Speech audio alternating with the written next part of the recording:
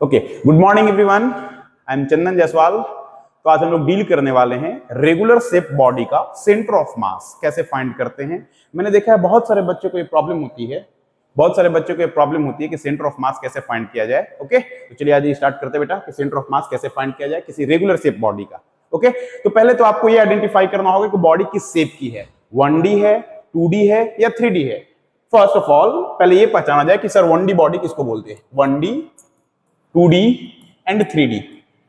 मैं बॉडी पहचानने का तरीका बता रहा हूं बेटा, बिल्कुल इजी है। आप एक बार देखेंगे तो आप फील कर पाएंगे कि ये किस रेगुलर शेप जो बॉडी है वो किस 1D का है या 2D या 3D का है। ओके, तो सो फर्स्ट मेरे पास जो रेगुलर शेप बॉडी है,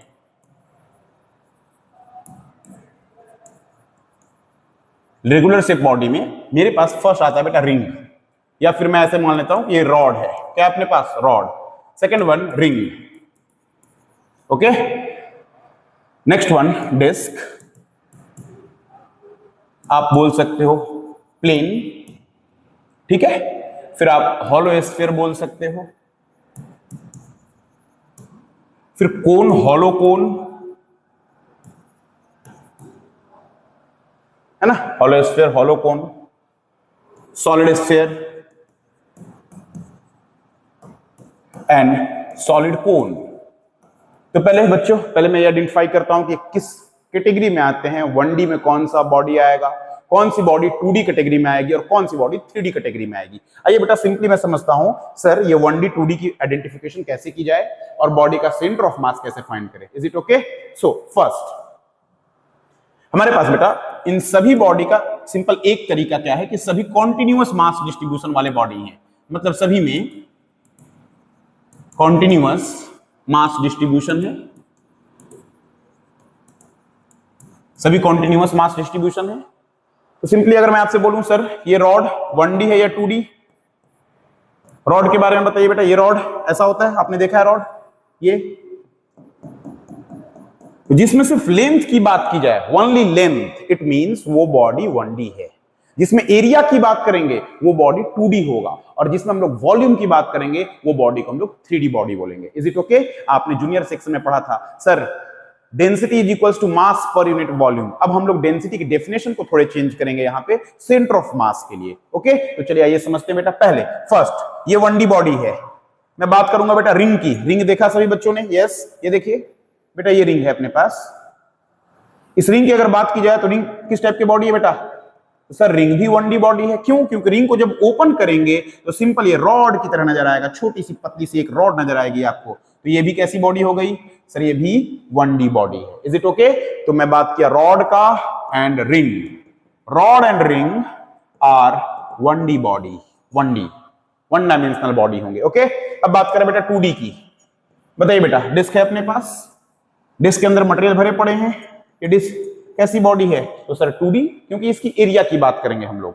और बताओ सर ये देखो, मैं अगर किसी प्लेन की बात करूं, रेक्टेंगुलर प्लेन है बेटा ये अपने पास, ये भी कैसा? सर ये भी 2D बॉडी है। ओके, थर्ड केस, थर्ड मैं बात कर रहा हूं बेटा। एक और देखो, ये क्या है अपने पास, मैं नाम लिखता जा रहा हूं, दिस इज रिंग। ये क्या बेटा? रिंग। ये क्या है? डिस्क। This is plane. अगर मैं बात करूं सर ये कोन किस टाइप की बॉडी? हॉलो कोन। कौन सा कोन बेटा? हॉलो कोन। हॉलो कोन किस टाइप की बॉडी है? बहुत बच्चों के मन में ये बात आती है कि सर हॉलो कोन 3D बॉडी है। बेटा 3D बॉडी नहीं बल्कि 2D बॉडी है। कैसे समझते हैं आप? एक हॉलो कोन का मतलब बेटा कि आप हैप्पी बर्थडे का कैप देख सकते हो, आइसक्रीम के कोन देख सकते हो, ये सभी कैसे हैं? ये सभी हॉलो कोन है। जब आप इसको ओपन करोगे तो एक पेज की तरह नजर आएगा। कैसा नजर आएगा ये? जब आपने एक कोन लिया, ये कोन है, आपने बीच से इसको काटा बेटा और ओपन कर दो तो एक छोटे से पेज नजर आएंगे। उस पेज को क्या बोलेंगे?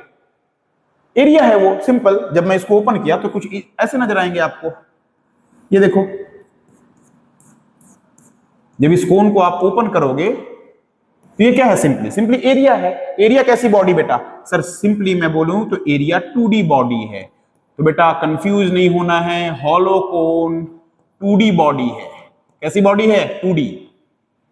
मैंने आपको बताया, आप मुझे, मेरे ख्याल से मेरी बात आपको समझ में आ रही होगी। जिसमें सिर्फ लेंथ की बात करेंगे 1D बॉडी, जिसमें एरिया की बात करेंगे 2D बॉडी, और जिसमें वॉल्यूम की बात करेंगे वो 3D बॉडी होगा। Is it okay? नेक्स्ट आते हैं बेटा, बताओ अगर आप इतनी बात समझ गए हो तो हॉलो स्फीयर किस टाइप की बॉडी है? मुझे लगता है कनेक्ट हो पा रहे होंगे आप लोग। हॉलो स्फीयर बेटा जल्दी से आइए देखते। This is the hollow sphere. बताओ बेटा हॉलो स्फीयर कैसा है? आप फिर से इसको ओपन करके देख लो। हॉलो स्फीयर को ओपन करोगे तो फिर से एक एरिया मिलने वाला है, जस्ट लाइक दैट। जब इसको ओपन करेंगे बेटा तो ये भी कैसी हो जाएगी बॉडी है? सर ये 2D बॉडी है। जब ओपन करोगे तो फिर से ये 2D, क्योंकि सिंपली बेटा आपको कुछ भी बात समझ में नहीं आया, बॉडी के शेप देख को नहीं पहचान पा रहे हो, तो सिंपल आप उसको ओपन करके देखिए ये किस टाइप के शेप को कवर कर रहा है। अगर लेंथ होंगे सिंपल तो क्या होगा? 1D। अगर एरिया आया बेटा तो क्या होगा? 2D body. If volume it means this is 3D body. Is it okay? So next आते हैं बेटा। ये इतनी बात मुझे लगता है आपको समझ में आ रही होगी। ये भी 2D बॉडी, तो अपने पास 2D बॉडी के रेगुलर शेप में रॉड को हमने क्या बोला? 1D। रिंग क्या है बेटा? 1D। डिस्क क्या? 2D। Plane 2D। Hollow cone 2D and hollow sphere is also 2D body. तो कंफ्यूजन नहीं चाहिए। This is hollow sphere. कैसी बॉडी बेटा? 2D बॉडी। Is it okay? नेक्स्ट आते हैं बेटा। नेक्स्ट मुझे बताइए बेटा solid sphere. Solid sphere, solid sphere किसको बोलते हैं बेटा? सर सॉलिड स्फीयर आपने देखा है, लड्डू आपने सभी लोगों ने खाए होंगे। अरे लड्डू तो खाए ना। लड्डू कैसी बॉडी है? तो सर लड्डू के अंदर भी मटेरियल है, इसका मतलब ये कैसी body? This is 3D body. कैसी body? 3D body. Is it okay?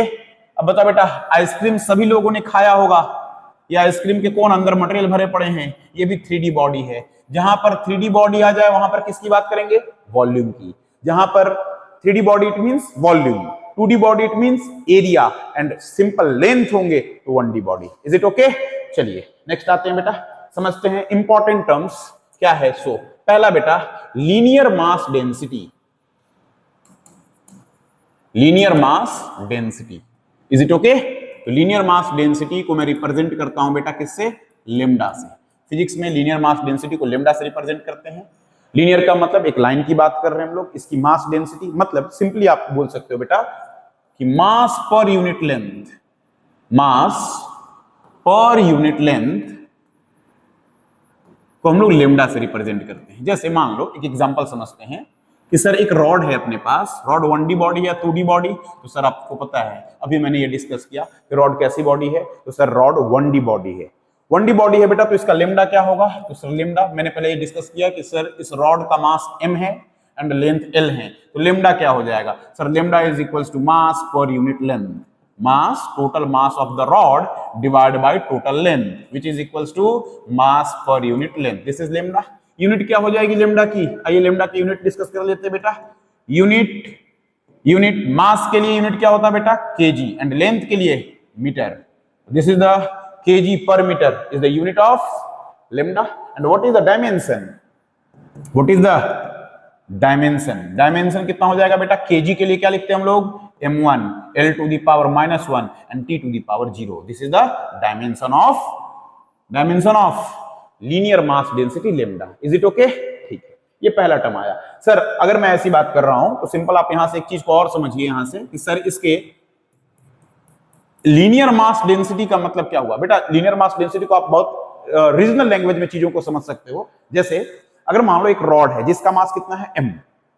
Okay, इस रॉड के मास टोटल कितने मास? m एंड लेंथ कितना? तो सर लेंथ l है। अगर मैं पूछूं कि एक यूनिट लेंथ में कितने मास हैं, 1 यूनिट लेंथ में जो मास है वो मास कितने हैं, तो आप क्या बोलोगे? सर वो मास कैसा कि mass per unit length, mass per unit length is called lambda which is simply say that mass in 1 unit of length. Is it okay? एक यूनिट के लेंथ में जो मास होंगे उसी को हम लोग क्या बोलते हैं बेटा? This is linear mass density.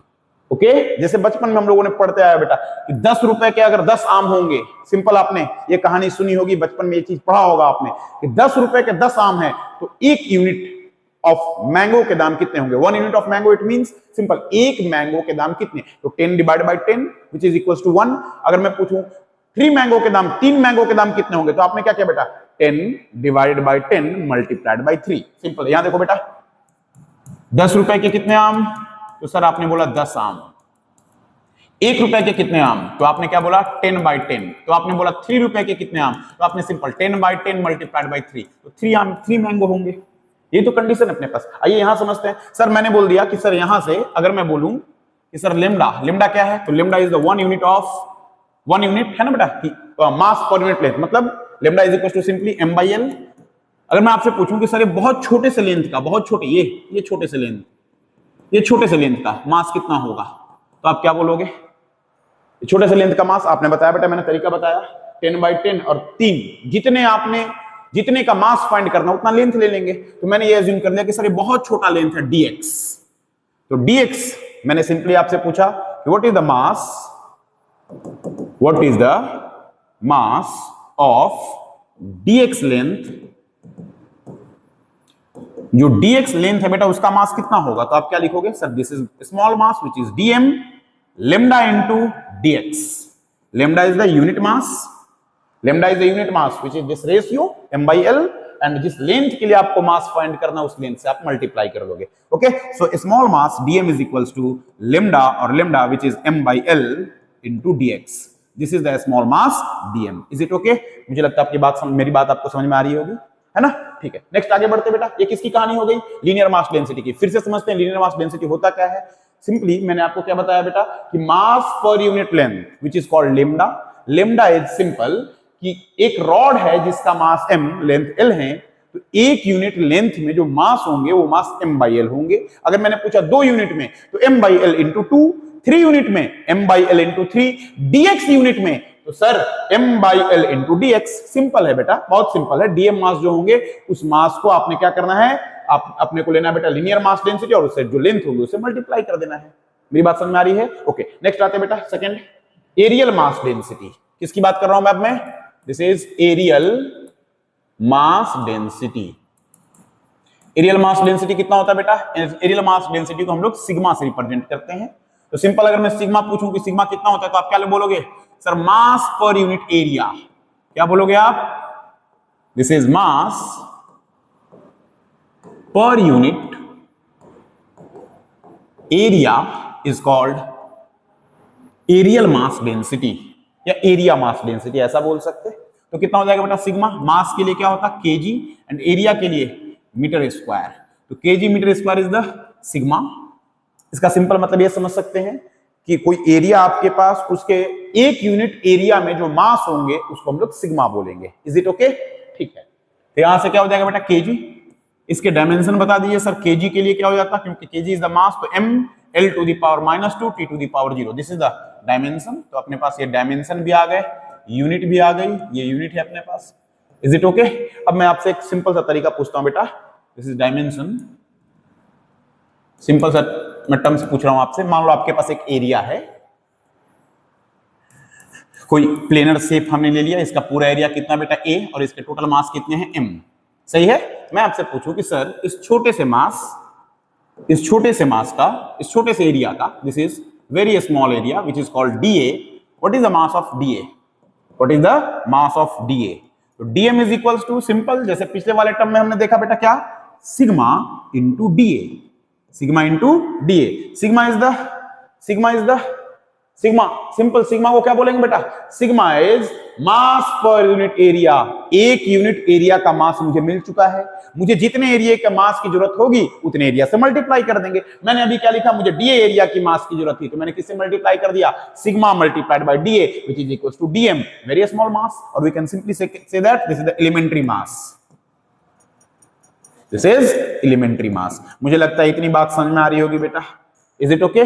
Next आते हैं, है ना, वॉल्यूमेट्रिक मास डेंसिटी या वॉल्यूम मास डेंसिटी।